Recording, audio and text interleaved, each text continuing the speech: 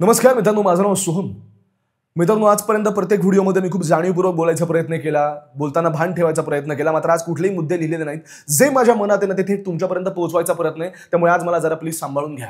मित्रांनो, काश्मीरमध्ये जे घडलं यानंतर एक सगळ्यात महत्त्वाची आणि सगळ्यात पहिली भावना जी माझ्या मनामध्ये आली ती म्हणजे मला आपल्या देशातल्या हिंदूंची आज मनापासून क्यू येते मित्रांनो, आणि लाज वाटते.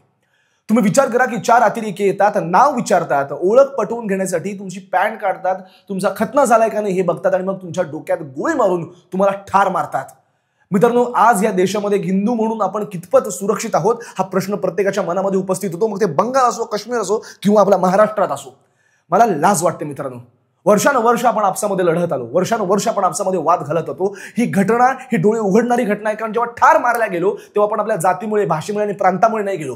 गोळी मारताना विचारलं नाही तुझी भाषा कोणती, तुझा प्रांत कोणता, अच्छा तू लिबरल आहेस का, तू सेक्युलर आहेस का, अच्छा शरद पवार गटाचा का अजित पवार गटाचा. विचारताना फक्त विचारलं तुझा धर्म कोणता, आणि जेव्हा पटलं तुम्ही हिंदू आहात तेव्हा तुमच्या गोळी घालून तुम्हाला ठार मारण्यात आलं. मग जेव्हा मरतो आपण, जेव्हा आपण आपल्या धर्मामुळे मरतो, मग ही जातीपातीची, भाषेची लढाई आपण कुठे घेऊन जाणार आहोत हा प्रश्न वैयक्तिकरित्या स्वतःला विचारायची गरज आहे. धर्म, जाती, भाषा या सगळ्या गोष्टी ज्या आहेत ना, या एका खूप मोठ्या छत्रीखाली टिकून राहतात. तो छत्री म्हणजे आपला धर्म, तो छत्री म्हणजे हिंदू हा शब्द. तो हिंदू टिकतो म्हणून हा मराठी टिकतो, हा गुजराती टिकतो, हा बंगाली टिकतो. तो हिंदू टिकतो म्हणून मराठा टिकतो, ब्राह्मण टिकतो, सोनार टिकतो. तो हिंदू टिकला नाही तर त्याच्या खालच्या कुठल्याच मुळांना काहीच अस्तित्व राहत नाही मित्रांनो. हे मी वारंवार माझ्या व्हिडिओजमधून आजपर्यंत सांगायचा, कळकळीनं लोकांपर्यंत पोहोचवायचा प्रयत्न करत आलो. सेक्युलरिझमची एक गँग पेटते की अतिरेक्यांचा कोणता धर्म नसतो, मारणाऱ्याचा धर्म असतो आणि मरणाऱ्याचाही धर्म असतो, कारण इथे मरतोच केवळ त्याच्या धर्मामुळे. जेव्हा ते दृश्य काश्मीरमधले मी पाहिले, त्या प्रत्येक मृतदेहामध्ये मला माझा भाऊ, मला माझी बहीण दिसत होती. ज्या महिलेचं चित्र आज सोशल मीडियावरती खूप मोठ्या प्रमाणामध्ये पसरते, ती हातबल बसलेली आहे ना, ती हातबल बसणं हे आपल्या प्रत्येक हिंदू माणसाच्या मुस्काटात मारण्यासारखं आहे, आणि याची आपण स्वतःने लाज वाटून घेतली पाहिजे. आपण आपसामध्ये इतके भांडत राहतो, आपण आपसामध्ये इतके विखुरले जातो, आपल्याला कधी एकत्र यायची जागच येत नाही. मी आजपर्यंत असंख्य व्हिडिओजमध्ये बोललो, 4 हिंदू तेव्हा एकत्र येतात जेव्हा 5वा आपल्या खांद्यावरती असतो. त्याचं काही कौतुक नाही मित्रांनो, त्याचं काही कौतुक नाही. आपण हा प्रश्न कधी ना कधी स्वतःला खूप जेन्युइनली विचारायची गरज आहे की आपण अजून किती वर्ष आपसामध्ये हा वाद घालत राहणार आहोत, ज्या वादाचा काही अर्थ नाही. मारणाऱ्या माणसाने भाषा, प्रांत, जात काहीच विचारलं नाही, केवळ हिंदू आहे म्हणून ते येऊन ठोकून गेले आणि तुम्ही बसा आपसात लढत आणि ही लढाई चालू द्या स्वतःमधली. असंख्य वेळेस आजपर्यंत इतिहास तुम्ही कधीही बघितला तर आपण आपसातल्या लढाईमुळेच आपली माणसं गमवली. संभाजी महाराजांचं बलिदान का बरं केलं? आपलीच माणसं फितूर निघाली. आपल्याच माणसांना आपल्यामध्ये लढायची इतकी घाणेरडी, कुजलेली मानसिकतेची सवय की आजही आपण महाराष्ट्रासारख्या पुरोगामी राष्ट्रामध्ये सुद्धा जातीवाद, हा मराठा, हा ब्राह्मण हेच करत राहू. मला आज खरंच तुमच्याशी मनापासून बोलायचे. आजपर्यंत वारंवार मी हिंदू धर्मासाठी बोलत आलो. आजपर्यंत आपल्या युट्यूब चॅनलवर मी छाती ठोकपणे सांगतो अभिमानाने की मी एकमेव मराठी युट्यूबर आहे जो कुठल्याही गोष्टींना न घाबरता, कुठल्याही गोष्टींना न भीता आजपर्यंत ठोकपणे कॅमेरासमोर येऊन बोलत आलोय. तर उलट माझ्यावरच लेबल लागत गेले आजपर्यंत की अरे हा भाजपचा माणूस असेल, हा संघाचा माणूस असेल. ज्या देशामध्ये हिंदूंसाठी बोलणं सगळ्यात मोठा गुन्हा आहे का? या देशामध्ये हिंदूंच्या बाजूने कोणी बोलायलाच नाही पाहिजे. या देशामध्ये हिंदू धर्मासाठी कोणी काय बोललंच नाही पाहिजे, कारण तुमच्यावर एक थप्पा लागेल. तर या थप्प्यांना घाबरून शांत बसणार ती बुगळ्या औलाद मी नाही. त्या सगळ्या क्रिएटरशी मला लाज वाटते, जे क्रिएटर सगळ्यांच्या नजरेमध्ये चांगलं राहायचं म्हणून जिथं बोलायला पाहिजे तिथे आपला थोबाड शिवून बसतात. आग लावा तुमच्या फेमला, थुकतो तुमच्या फेमवर मी. सगळ्यांच्या नजरेमध्ये चांगलं राहायचं, सगळ्यांच्या नजरेमध्ये आम्ही कसे गुडी राहू हा सातत्याने प्रयत्न करतात. मी हे आधी बोलत आलोय. आधी हे काश्मीरमध्ये घडलं, आज बंगालमध्ये घडलं, आणि येत्या काही वर्षांनी आपल्या दरवाजावरती जेव्हा दस्तक दिली जाईल तेव्हा देखील आपण हातबलच असू, कारण आपण आपसात लढण्यामध्ये इतकी एनर्जी, इतका वेळ वाया घालू की परिस्थिती हाताबाहेर निघून गेलेली असेल. 600 वर्षांपासून जी मोडस ऑपरेंडी आहे, हिंदू माणसांना जर तुम्हाला संपवायचं असेल ना, त्यांना आपसात लढवा. ते मरेपर्यंत आपसात लढतील, भाऊबंदकी करतील, जातीवाद करतील, एक दिमक सारखे लागलेत ही सगळी गोष्ट, आणि स्वतःला कुजून संपवून टाकतील.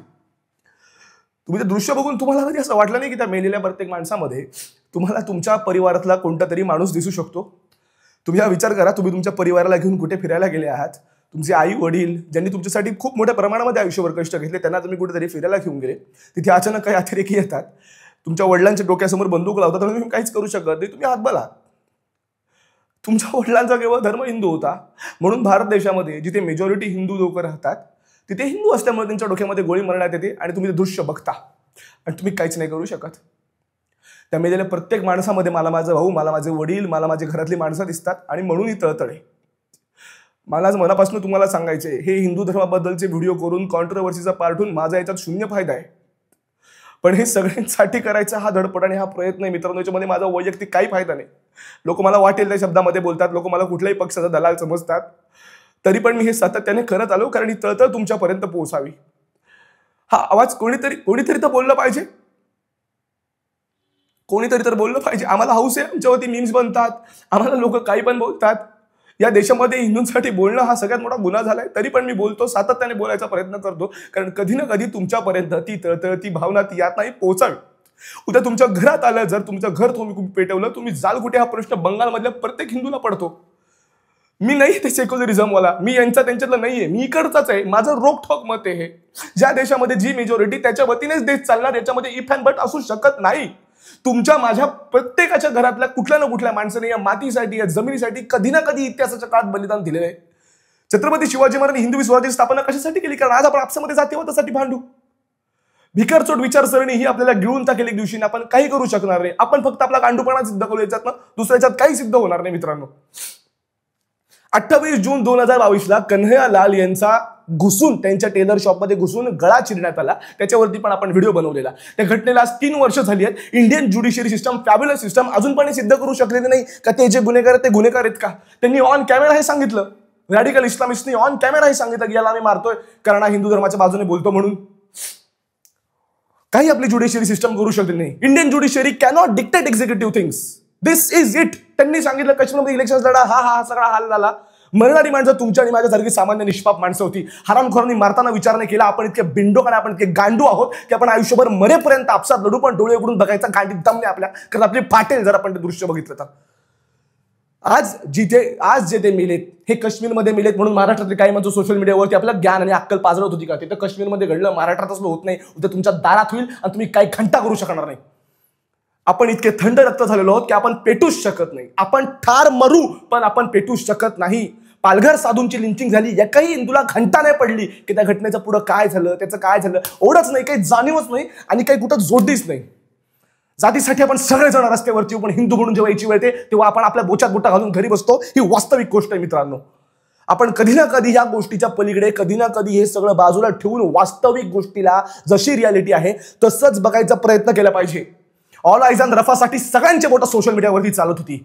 भिकारचोट लोक, सगळ्यांना एक साथ रफाचं प्रेम आलं होतं. तुम्हाला आपल्या देशातली बंगालची अवस्था दिसत नाही, तुम्हाला आपल्या देशातली काश्मीरची अवस्था दिसत नाही, तुम्हाला आपल्या महाराष्ट्रातली अवस्था दिसत नाही, आम्हाला काहीच दिसत नाही. आम्ही आंधळेपणाचं सोंग घेतले आणि आम्ही तो आंधळेपणाचा चष्मा लावून आमच्या घरी गप्प बसलो आहोत. ज्या क्रिएटर्सने स्टोरी टाकली त्यांना पण हे म्हणायचं, त्यांच्या धमक नव्हती का मरणारा माणूस हिंदू होता आणि हे it is a massacre, it is not a terrorist attack, bloody hell. त्याच्यामध्ये पण अनह्युमन, त्याच्यामध्ये पण दिस इज नॉट राईट. अरे धडकपणे बोलायचा दम नाही, धमक नाही, थुकतो तुमच्या फेमवर. मी तुम्हाला छातीत ठोकपणे सांगतो, जेव्हा युट्यूब चॅनल नव्हता, हे चॅनल फिनल नव्हतं, तेव्हा 1 to 1 लोकांना सांगायचा प्रयत्न केला. आज माझ्याकडे चॅनल आहे, मी लाखो लोकांपर्यंत पोहोचू शकतो, मी बोलणार. माझ्या चॅनलवरती स्ट्राईक मारायचा प्रयत्न करण्यात आला, माझा चॅनल रीच डाऊन करण्याचा प्रयत्न करण्यात आला, रिपोर्ट मारून उडवण्याचा प्रयत्न आला. तुमच्या कुठल्याच गोष्टीला हा सोमशाने घाबरत नाही. घरच्याने वाढवताना एक नपुंसक म्हणून मला कधीच वाढवलेलं नाही आणि वारंवार करायची, बोलायची धमक मी ठेवणार मित्रांनो. काय उपटायची ना, आता उपटूनच घ्या तुम्ही. लाखो लोकांपर्यंत इथं पोहोचतो. उद्या जर अजून काही करता आलं तर मी ते करेल, मात्र मी शेवटच्या श्वासापर्यंत, जोपर्यंत या अंगामध्ये रक्ताचा एक शेवटचा थेंबे हा देश आणि धर्मासाठीच असणार आणि मी बिनधास्तपणे जे माझ्या मनात आहे ते लोकांसमोर बोलायचा आणि मांडायचा प्रयत्न करत जाणार. आपण इतक्या घाणेरड्या समाजामध्ये आणि कुजलेल्या समाजामध्ये राहतो. आपले राजकारण इतके नीच आहेत की काही लोकांना याच्यामध्ये सुद्धा राजकारण दिसलं, जेव्हा तिथे जिने आपला घरातला माणूस गमावला ती व्यक्ती सांगतेय की नाव विचारून ठार मारलं. ते कोणते अखिलेश यादव क्रॉप करून व्हिडिओ टाकतात, त्याच्यामध्ये ती महिला असं म्हणते की आमचं नाव विचारून आम्हाला ठार मारलं. नीच प्रवृत्ती झाली ही. कधीच कुठल्या गोष्टीला आम्ही एकत्र येऊ करू शकत नाही. महाराष्ट्रातले अनेक राजकारणी, सुप्रियातांनी ट्विट केली फायरिंग इन्सिडेंट, अरे आतंकवादी हल्लाय तो फायरिंग इन्सिडेंट म्हणतात तुम्ही. किती राजकारण कराल कुठल्या गोष्टीमध्ये? याच्यामध्ये सगळ्यात मोठी चूक आपली आहे, कारण आपण नेहमी थोड गप्प करून बसतो. आपली ही चूक आहे की आपण कधीच एकत्र येत नाही. आपली ही चूक आहे की आपण योग्याला योग्यही म्हणत नाही आणि चुकला चूकही म्हणायची धमक ठेवत नाही, कारण आम्ही आमच्या घरात बसतो. आमच्या घरातल्या माणसांना जेव्हा होईल तेव्हा आम्हाला जागील, पण तेव्हा खूप उशीर झालेला असेल मित्रांनो. हे मला तुम्ही तळतळीने समजून घ्या. काही भारतामध्ये झालं की आम्ही सगळं पाकिस्तानवरती बोट करतो. इंडस व्हॅली ट्रीटी कॅन्सल करून टाका, हाय कमिशनला पाठवून द्या, नका करू डिप्लोमसी, नका करू cricket, hit very it hurts, त्यांचं पाणी काढून घ्या, make them star, it's as simple as that. पण जर तुम्हाला असं वाटत असेल की एवढा मोठा हल्ला इंटरनल माणसांच्या मदतीशिवाय होऊ शकतो, तर तुम्ही बिंडोक आहात. तुम्ही बिंडोक आहात, तुम्हाला काही घंटा कळत नाही आणि त्या बिंडोकपणामध्ये तुम्ही तुमचं सौंदर्य शोधायचा प्रयत्न करता, दुसरं काही नाही. हे इंटरनल हेल्प शिवाय, मधल्या लोकांच्या मदतीशिवाय इतक्या मोठ्या प्रमाणामध्ये होतच नाही. मिडल क्लास लोक, मिडल क्लास हिंदू फिरायला गेला म्हणून टुरिस्ट म्हणून मरतो. गरीब हिंदूचं घर बंगालमध्ये जळतं. सेक्युलर हिंदूची पोरगी फ्रीजमध्ये सापडते. आणि मात्र एक सामूहिकरित्या आम्ही सगळे आंधळे हिंदू आहोत.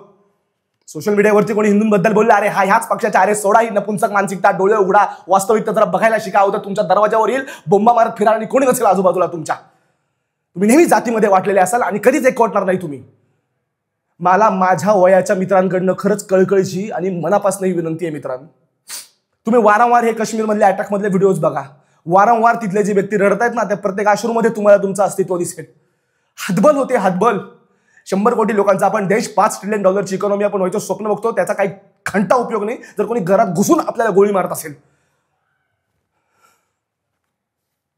आम्ही आत्तापर्यंत ज्या पण कॉलेजेसमध्ये मी गेलोय, जिथे पण आम्ही गेलोय, जातीवादीच्या किड्यांनी आम्हाला सगळ्यांना कुजवून टाकले. इतकं कुजवलंय की आम्ही नपुंसक झालोय. कधी कधी मला विचारतो की जर छत्रपती शिवाजी महाराज आज आले आणि या समाजाची अवस्था बघितली तर त्यांना इतकं वाईट वाटेल की त्यांच्या मावळ्याने कोणासाठी बलिदान दिलं, या भिकाऱ्यांसाठी. ज्यांना काही जरी झालं तरी जातीमध्ये भांडायचे, प्रत्येक ठिकाणी जाऊ तिथे जातीवाद करायचा आहे. या भिकाऱ्यांसाठी हिंदवी स्वराज्याची स्थापना केली. लाज नाही वाटत?